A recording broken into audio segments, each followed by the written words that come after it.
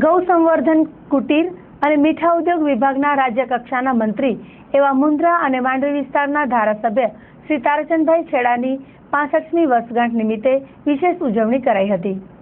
તેમના વતન મુન્દ્રા તાલુકાના મોટા કાંડાગરા ખાતે તેમની ધનતુલા કરવામાં આવી હતી, જેમાંથી ₹14 લાખ એકત્ર થયા હતા। આ ઉપરાંત હાજર રહેલા દાતાઓએ 31 લાખનું દાન જાહેર કર્યું હતું। આમ જન્મદિવસની ઉજવણીમાં ₹45 લાખ એકઠા થયા હતા, જે ગૌરક્ષા સહિતના સેવા કાર્યો માટે વાપરવામાં આવશે।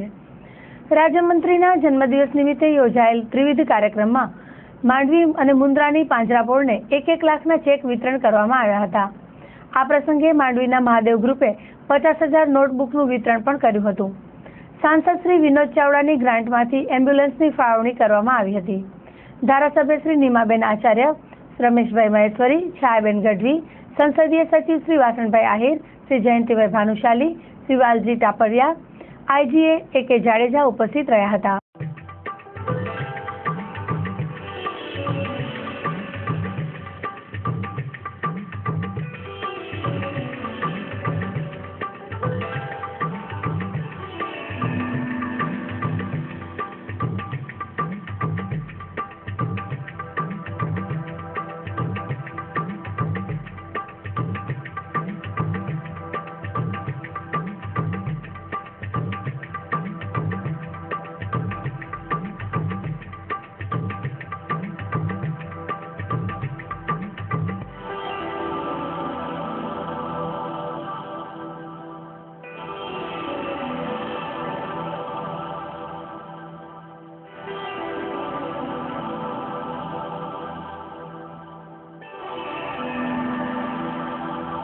આજે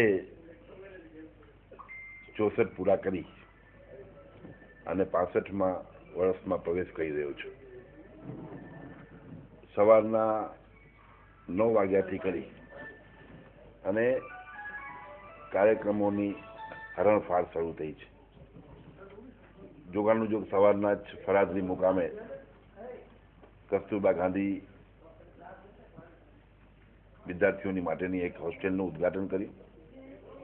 પછી ફરાદરીની અંદરમાં 1 કરોડ રૂપિયાના ખર્ચે બનેલા ચેક ડેમનું લોકાર્પણ કર્યું। પછી માંડવીના વિકાસ કામોની અંદરમાં પણ સહભાગી થયો। આજે અહીં કાનાગરામાં પણ મારા ગામમાં વિવિધ કાર્યક્રમો છે મારા મિત્રો તરફથી, અને રજત તુલાનો કાર્યક્રમ છે। આમાંથી જે પૈસા આવશે એ પૈસા બધા જ આજે જ પાંજરાપોળને આપી દેશું। 64-65 વર્ષના જીવનમાં અનેક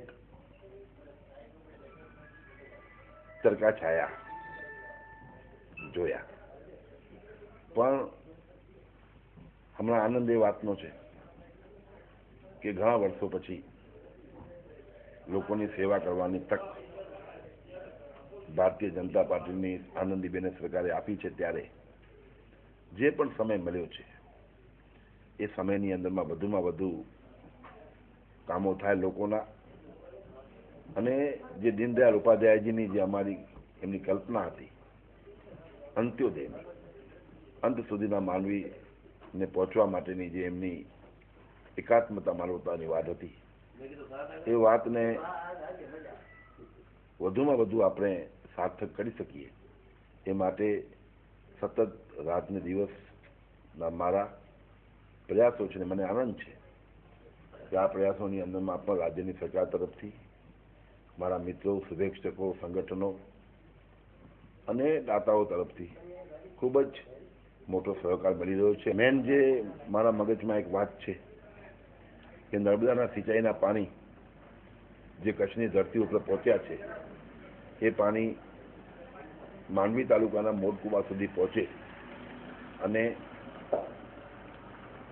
જે 1 મિલિયન એકર ફીટ પાણી આપણને મળવાનું છે એ પાણી પણ કચ્છને મળે અને કચ્છના તમામ ડેમો ભરાઈ જાય, દુષ્કાળ પડે પણ દુષ્કાળ નડે નહીં એવી પરિસ્થિતિનું નિર્માણ થાય, એવા પ્રયાસો મારા છે।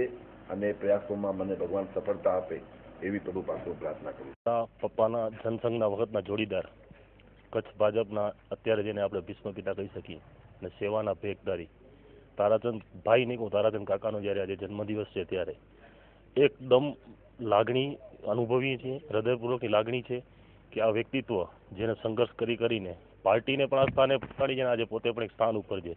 સ્થાન ઉપર આવ્યા પછી વ્યક્તિમાં અભિમાન આવી જાય, આ વ્યક્તિમાં હું કાંઈ જ નથી.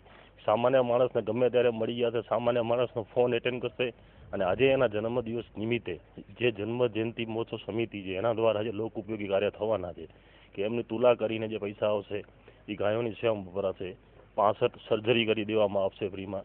એટલે જે સેવાના ભેખદારીને જે જન્મદિવસની શુભેચ્છા હોય હું ભારતીય જનતા પાર્ટી કચ્છ પરિવાર વતી આજે આપું છું. આ એક ભાજપની મૂડી કહી શકાય.